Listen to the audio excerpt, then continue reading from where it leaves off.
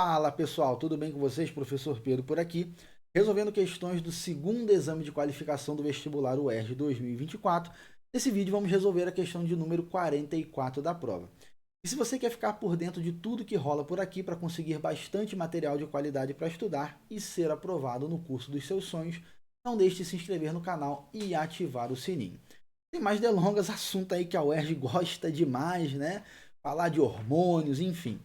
Questão 44 diz o seguinte: a doença de Edson, que normalmente possui progressão lenta, culmina com a insuficiência de todos os corticoides suprarrenais, dentre eles o cortisol. A deficiência desse hormônio no organismo provoca o aumento do processo D. Então ele quer saber, em última análise, né, se você não tem cortisol em quantidade adequada, né, o que vai aumentar? Qual processo vai aumentar? Galera, quando nós falamos disso daí, né, cortisol e tudo mais, nós estamos falando de hormônios ligados às adrenais ou suprarrenais. Okay? E aí é importante saber diferenciar. As adrenais ou suprarrenais possuem duas regiões. A medula, região ali do meio da glândula, que produz aí adrenalina e noradrenalina. Funções principais da adrenalina: aumenta a frequência cardíaca, aumenta a frequência respiratória, aumenta a pressão arterial, dilata a pupila, é um hormônio hiperglicemiante, ou seja, aumenta a glicemia, dilata a pupila, reduz o peristaltismo intestinal, ou seja, inibe a atividade digestória, enfim. E quando nós falamos do córtex, a casca, né, a parte mais externa ali da glândula, nós temos a produção de DHEA, que é um hormônio aí chamado de, ou melhor, a sigla é DHEA, cujo nome é dihidroepiandrosterona. É um andrógeno, né? É um andrógeno. Parte dele, ao ser metabolizado, se torna testosterona e outra parte pode se tornar estrógeno. Esse não cai muito, mas fica aí de brinde para vocês. Agora, os principais são aldosterona, né? Mineralocorticoide e cortisol, glicocorticoide. A aldosterona ela tem duas funções principais. Estimula a reabsorção de sódio, principalmente no túbulo contornado distal, tá? Apesar de atuar também no duto coletor, e aumenta a excreção de potássio lá no túbulo contornado distal. Beleza? A doença de Edson ela está muito ligada com a deficiência de aldosterona. Mas na questão, ele expande isso e comenta o fato, né, no caso, de a doença em si, a doença em questão, ela suprimir aí a produção, reduzir a produção de todos os corticoides, incluindo o cortisol. E aí, galera, o cortisol, ele tem uma penca de funções aí, né?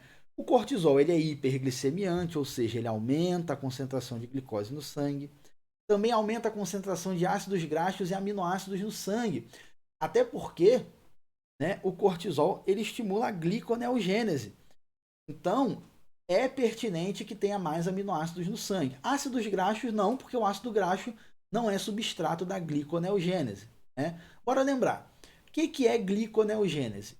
Mobilização de substratos não glicídicos para a formação de glicose. Quais são esses substratos? Piruvato, lactato, aminoácidos e glicerol. Beleza? Então, o cortisol estimula a gliconeogênese. Ele também aumenta o apetite. Tanto é que muitas pessoas acordam com fome de manhã cedo, que é justamente o momento onde nós temos o pico de cortisol. É de manhã cedo. Okay? Aumenta aí a reabsorção óssea, reduz aí a reabsorção de cálcio, é um imunossupressor e é um anti-inflamatório potente. Opa!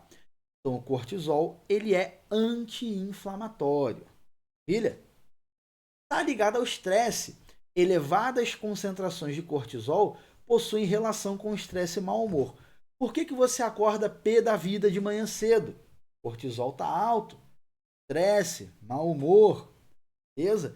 Então o cortisol também ele tem uma série de funções aí, galerinha. Bora matar a questão aí. Gente, deficiência de cortisol. Vou começar pela letra D. Gliconeogênese.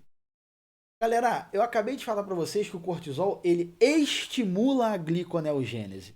Então, se você tem deficiência de cortisol, você não vai estimular a gliconeogênese, pelo contrário. Hiperglicemia.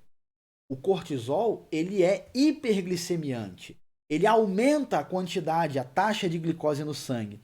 Então, com menos cortisol, menos glicose no sangue. Então, não estimularia uma hiperglicemia, pelo contrário. B. Catabolismo.